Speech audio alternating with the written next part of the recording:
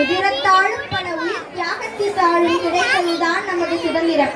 இதோ தேவரிஷியின் சுதந்திர தின பேச்சு உங்கள் முன். 4ஆம் வகுப்பு படிக்கிறேன். எனது பெயர் தேவரிஷி. நான் இப்பொழுது பேச எடுத்துக்கொண்ட தலைப்பு சுதந்திர போராட்ட வீரர்கள்.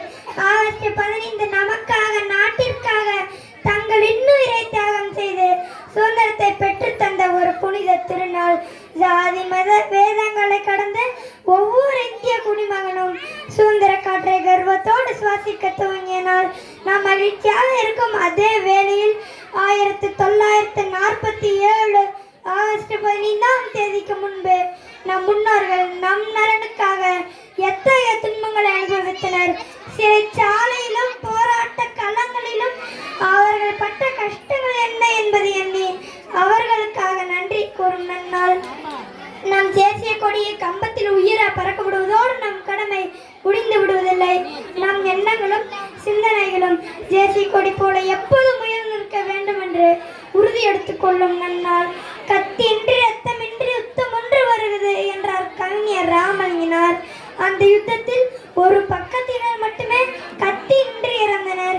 எதிர் திசையில் இருந்தவன் பீரங்கிகளோடு முன்னேறிய அதே வேளையில் எதை பற்றியும் கவலைப்படாமல் நாட்டிற்காகவும் நாட்டு மக்களின் நலனுக்காகவும் போராடிய நம் முன்னோர்களை நாம் கட்டாயம் நினைக்க வேண்டும்.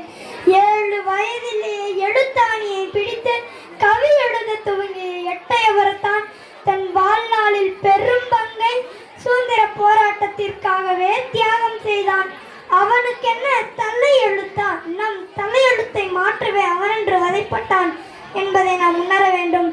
இந்திய சுதந்திர போராட்டத்தை தலைமை தாங்கி நடத்திய பெருமை மிகுந்த மகாத்மா காந்தி முன்னெடுத்த சத்தியாகிரக போராட்டம் இந்தியாவின் சுதந்திரத்திற்கு உதவியதோடு மட்டுமல்லாமல் பிற நாடுகளுக்கும் ஒரு வழிகாட்டியாக இருந்தது.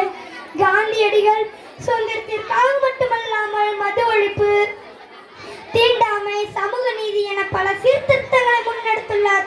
அவர் மட்டுமில்லாமல் நம் தமிழ்நாட்டிலும் பல சுதந்திரத்திற்காக பாடுபட்டுள்ளனர்.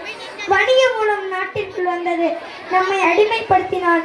மிகச் சிறந்த வழக்கறிஞரான வ.உ. சிதம்பரனார் ஆங்கிலேயர் அஸ்திவாரமான வணிகத்திலே கை வைக்க துவங்கினார். 1906ஆம் ஆண்டு சுதேசி நாவாய் சங்கம் என்ற கப்பல் நிறுவனத்தை முறைப்படி பதிவு செய்து ஆங்கிலேயரின் கப்பலை புறக்கணித்து மக்களை வ.உ.சியின் கப்பலில் பயணிக்க செய்தார்.